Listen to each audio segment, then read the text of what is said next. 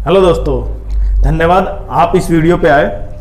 अब हम सबसे पहले ज़्यादा टाइम आपका ख़राब नहीं करते हुए हम डायरेक्ट चलते हैं कि आपका जो कट ऑफ है वो कितना है। क्योंकि जब से आपने एग्ज़ाम देने स्टार्ट किए हैं तब से आप वीडियो देख रहे हैं कि किसी न किसी का कि कितनी कट ऑफ जाएगी, और आपके मन में हमेशा ये दुविधा चली रहेगी कि क्या मेरा पास पेपर प्री पास होगा एसएससी सीजीएल का या नहीं। तो सबसे पहले आप ये ध्यान दें, आपने जो किया है वो सबसे बेस्ट है, और अपने ऊपर विश्वास रखें कि आपने जो किया उसी के अनुसार आपका रिजल्ट आएगा। अब मैं ये कह दूं कि मेरी ये अब की बार सीजीएल की जो कट ऑफ है ओबीसी जनरल या किसी भी कैटेगरी की भी 100 जाएगी, और आपको लगता है कि आपके क्वेश्चन 125 हैं, तो आप बड़े संतुष्ट होंगे। लेकिन अगला ही वीडियो में देखेंगे कि उसकी कट ऑफ कितनी है, 140 जा रही है। अब आपके क्या हो जाएगा, दिमाग में कहीं ना कहीं उथल पुथल होगी कि कहीं मेरा पेपर पास हो या ना हो। तो सबसे पहले आप ये ध्यान दें कि आपका पेपर पास हो या ना हो, आप मेंस की तैयारी करते रहें। क्यों? क्योंकि जो प्री का जो सिलेबस है और मेंस का सिलेबस में कोई डिफरेंस नहीं है। आप अगर लगातार कंटिन्यूसली पढ़ते रहेंगे तो आपका एसएससी सीजीएल का ही नहीं होके भी और जो एग्जाम होने हैं एनटीपीसी बाकी कितने भी एग्जाम हैं, बहुत एग्जाम हैं, उनमें से किसी न किसी का होगा। तो आप हार न माने, अगर जिसके मार्क्स कम भी हैं वो भी ये लगाए कि मेरा भी पास होगा, और तैयारी फुल स्पीड से ही करते रहे। तो सबसे पहले अब टाइम ना खराब करते हुए हम देखते हैं कि अब की बार कट ऑफ कितनी जा सकती है। देखो, कट ऑफ के लिए सबने अपने अपने पैरामीटर स्टार्ट किए हैं। तो मेरा जो पैरामीटर है उसके अनुसार, क्योंकि मैंने भी सीजीएल को तीसरी बार में निकाला था, दूसरी बार में मेरा टैक्स असिस्टेंट में हो पाया था, और तीसरी बार में क्या हुआ, एक्साइज इंस्पेक्टर में हुआ था। लेकिन हम उन बच्चों में नहीं है जिन्हों का पहली बार में एक्साइज या कोई अपनी अपर पोस्ट मिल जाती है। क्यों? क्योंकि हम उतने तेज है नहीं, होंगे वो कोई और जो बहुत तेज है, लेकिन हम उतने तेज नहीं है। तो जो तेज नहीं है, जो इसका मतलब इतने शार्प नहीं है पढ़ने में, वो क्या करें? उनके लिए एक ही ऑप्शन है कि आप लगातार क्या करते रहें, पढ़ते रहें, और लगातार कंटिन्यू, क्योंकि आपकी मेहनत ही उस जो सबसे टॉपर है उनका ब्रेन से ऊपर तभी लेके जा सकती है आपकी मेहनत, जब आप लगातार पढ़ते रहें। अगर किसी को मैथ बिल्कुल नहीं आता, वो भी लगातार पढ़ता रहे, उससे क्या होगा कि आपकी कंटिन्यूटी बन जाएगी, और उससे क्या हो जाए, आपका वो मैथ बिल्कुल सिंपल लगने लगेगा। एक समय आएगा जब आपको लगेगा कि अब लेवल हो गया बहुत ऊपर, लेकिन उसके लिए क्या होगा, मेहनत बहुत जरूरी है। तो आप कंटिन्यूसली मेहनत करते रहें, कई घंटे तक, 4-4 घंटे, जब तक कोई कॉन्सेप्ट क्लियर ना हो आगे चले ही ना। लेकिन इन सभी परिस्थितियों में कहते जाता है कि भाई पढ़ना चाहिए, लेकिन पढ़ने के लिए भी जो डिस्ट्रैक्शन है हमारे आसपास, जो पढ़ाई को रोकते हैं, जिसमें मोबाइल है, जिसमें और घर के और कार्य हैं, या मन की स्थिति है, या आप जिस एज में है उस एज में ये चीज़ होना स्वाभाविक है। तो आप अपने मन को कंट्रोल करें, थोड़ा पढ़ें, एक दिन पढ़ें, थोड़ा उसके बाद फिर पढ़ते रहें। तो समय के साथ क्या करते हैं, उसकी पढ़ने की जो आपकी जो गति है उसको बढ़ाएं और टाइम भी बढ़ाएं। अब हम वापस क्वेश्चन इस पे आते हैं कि अब की बार एसएससी सीजीएल की जो कट ऑफ है वो कितनी जा रही है। देखो, हमने पहले भी प्रेडिक्ट किया था कि एसएससी सीजीएल की 125 के आसपास जा सकती है, लेकिन अभी हम शिफ्ट वाइज कॉन्सेप्ट चेक करते हैं कि कितना कितना गया है। तो सबसे पहले जो पहली शिफ्ट थी उसमें देखें, क्योंकि जीके हार्ड थी, तो जीके में कितने गए, केवल 13 क्वेश्चन अटेम्प्ट हो पाए, मतलब एवरेज में 13 मार्क्स, 13 क्वेश्चन हुए, तो टोटल कितने, 32 जा 626, 32 जा 26 हो गए, उसमें केवल 26 मार्क्स आ पाए। जबकि मैथ और इंग्लिश और रीजनिंग, इनमें बच्चों ने हमेशा से ही क्या किया है, स्टार्टिंग से, आप पहले शिफ्ट से देखें और लास्ट शिफ्ट तक जितने भी हैं सब में देखें, कहीं भी एवरेज स्कोर लो गया ही नहीं। केवल किस में गया है, जीएस में। लेकिन बाद में जीएस में भी क्या हुआ है, बढ़ रहा है।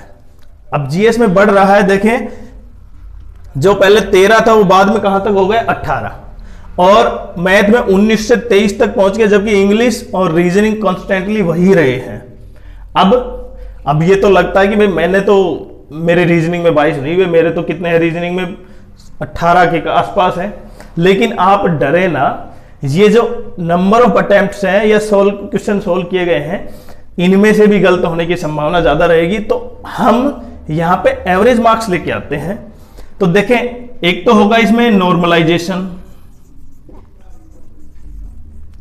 नॉर्मलाइजेशन होगा पहला। तो आप घबराए ना, अगर आपका पेपर 9, 10, 11, 12 है, उसके बाद से 2-3 शिफ्टों में था तो घबराए नहीं, क्योंकि आपके मार्क्स अगर वहां पे कम थे तो यहां पे देखो आप मार्क्स 150 के आसपास है और इधर कितना है 125।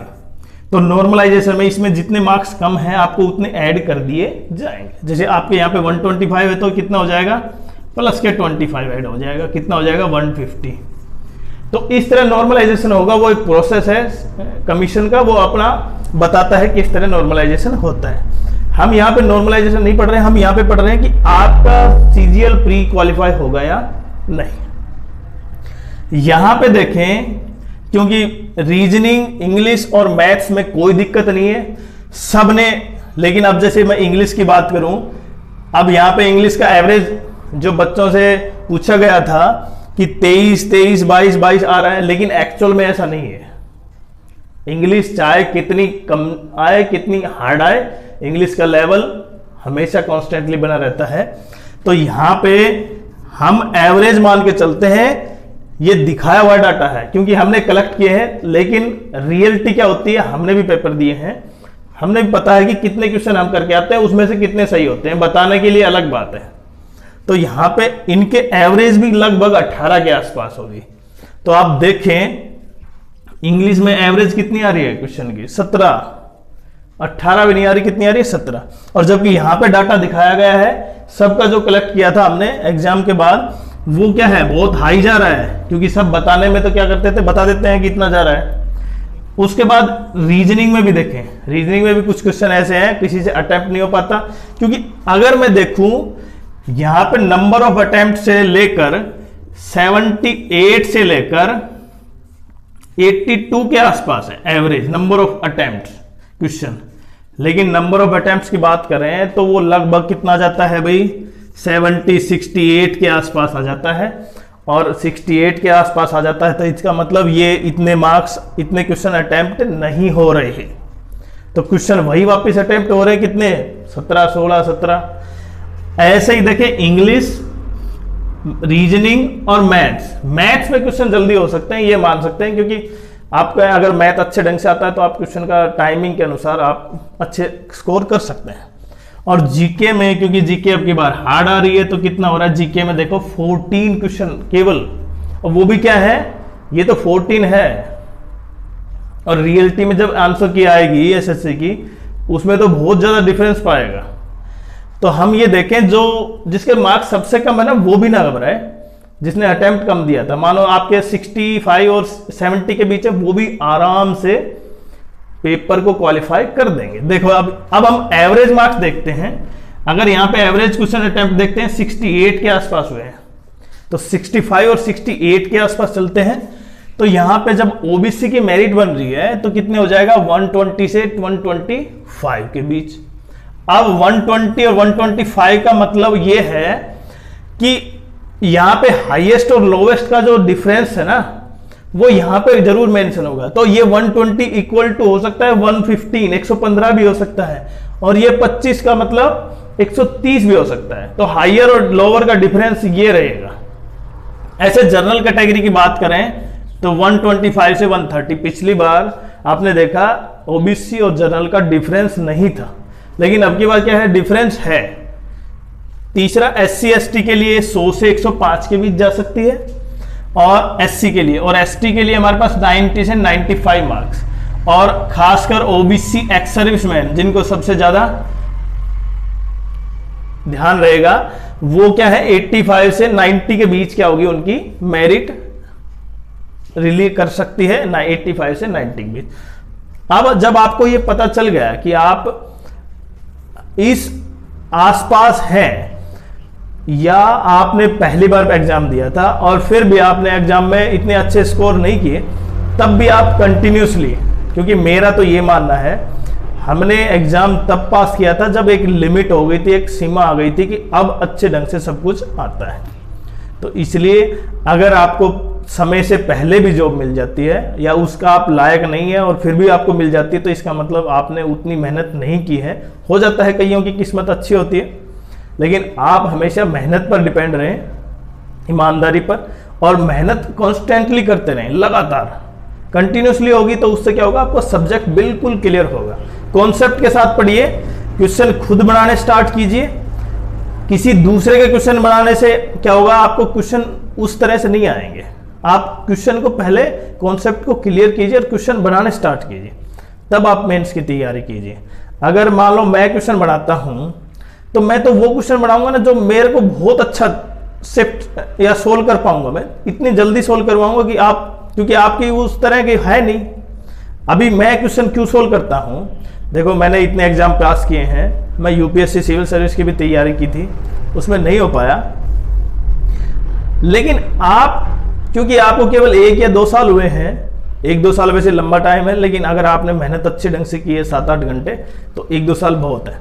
लेकिन अगर आप मानो अभी केवल ग्रेजुएशन करके आए हैं और 6 महीने हुए, आपको 8 महीने हुए पढ़ाई करने के, तैयारी करने के, आप चाहते हैं कि आपका सिलेक्शन असिस्टेंट में हो जाए, असिस्टेंट सेक्रेटरी, ये जो टॉप की पोस्ट हैं एसएससी में, ऐसा हो नहीं सकता। क्यों? क्योंकि आपसे पहले भी जिन्होंने टाइम दिया है, अच्छी मेहनत की है, वो लाइन में है, तो आप उनसे पीछे हैं।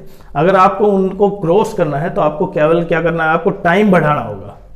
अगर वो व्यक्ति यहाँ पे खड़ा हुआ है और आप यहाँ पे हैं, आप उसको क्रॉस, उससे आगे करें, तो इसलिए आपको टाइम क्या कर देना है, डबल कर देना है पढ़ने का, और तभी क्या हो सकता है, आपका उस सिचुएशन में जा सकते हैं जहां पे बहुत ही टॉप क्लास जॉब है। धन्यवाद। वीडियो आपको कैसा लगा कमेंट बॉक्स में जरूर दीजिए, और चैनल को सब्सक्राइब कीजिए, जिससे कि ये जानकारी अन्य बच्चों तक भी पहुंचे जो बेचारे उस लेवल में है या कमजोर स्थिति में है कि मेरा पेपर पास होगा या नहीं। तो उनको भी ये सलाह दीजिए, चाहे आप हो या चाहे कोई भी हो, केवल पढ़ाई पर ध्यान दीजिए, पढ़ना जारी रखिए, आप छोड़ नहीं सकते। अगर आपने छोड़ दिया तो इसका मतलब फिर आप फ्लैट लेवल पे आ जाएंगे, तो इसलिए कंटिन्यूस पढ़ते रहिए। धन्यवाद।